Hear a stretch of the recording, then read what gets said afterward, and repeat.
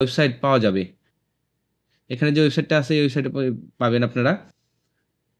বর্ণিত পদের জন্য আবেদনকারী প্রার্থীদের প্রাথমিক শারীরিক যোগ্যতা যাচাই এবং লিখিত পরীক্ষায় অংশগ্রহণ করতে হবে।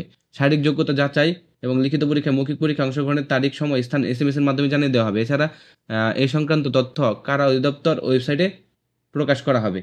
কেবলমাত্র প্রাথমিক শারীরিক যোগ্যতা যাচাই পরীক্ষায় উত্তীর্ণ প্রার্থীরা লিখিত পরীক্ষায় উত্তীর্ণ প্রার্থীরা মৌখিক পরীক্ষায় অংশগ্রহণ করতে পারবে। মৌখিক পরীক্ষায় জন্য নির্বাচিত প্রার্থীদের আবেদনপত্র উল্লেখিত তথ্যাদির সঠিকতা প্রমাণের জন্য নিম্নে তথ্যাবলী মৌখিক পরীক্ষার সময় জমা দিতে হবে। সনদ বা প্রমাণপত্র মূল কপি, শিক্ষাগত যোগ্যতা সনদ, বয়স প্রমাণের জন্য জাতীয় পরিচয়পত্র, পৌরসভা mayor, councillor, UP chairman, city corporation councillor কর্তৃক নাগরিকত্ব সনদ এবং অবিবাহিত সনদ।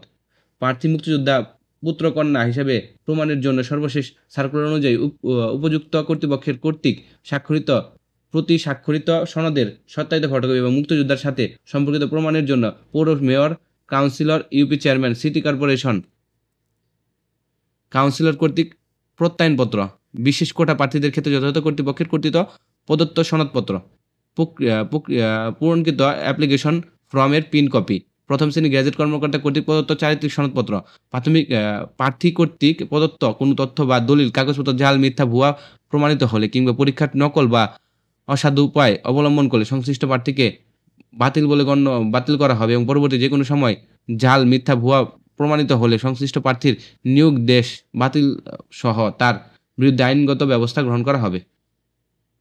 আবেদনকারীকে সর্বশেষ শিক্ষাগত যোগ্যতা আবেদনপত্র উল্লেখ করতে হবে। অর্জিত শিক্ষাগত যোগ্যতা গোপন রাখলে পরবর্তীতে ভিত্তিতে পদোন্নতি বা অন্য কোনো প্রকার সুবিধা দাবি করলে তা গ্রহণ হবে না। নিয়োগপ্রাপ্ত চূড়ান্ত স্বাস্থ্য পরীক্ষার অযোগ্য ঘোষিত হলে ডোপ টেস্ট রিপোর্ট সন্তোষজনক না হলে নিয়োগ আদেশ বাতিল বলে গণ্য হবে। প্রার্থীর সকল পরীক্ষার ক্ষেত্রে স্বাস্থ্যবিধি যথাযথ মেনে চলতে হবে। কোনো তথ্য কারিগরি সহায়তার জন্য টেলিটক কাস্টমার কেয়ার যোগাযোগ বা টেলিটক থেকে 121 ফোন করা যেতে পারে। অনলাইনে আবেদন সংক্রান্ত তথ্য হচ্ছে এখানে। পরীক্ষায় অংশ নিতে ইচ্ছুক প্রার্থী এখানে যে ওয়েবসাইট আছে এই ওয়েবসাইটের মাধ্যমে আবেদন করতে পারবে, আবেদন পূরণ করতে পারবেন।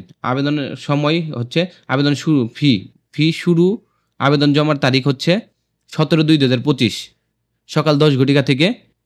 আবেদন জমার শেষ তারিখ সময় হচ্ছে 16/3/2025 বিকাল 5 ঘটিকা পর্যন্ত।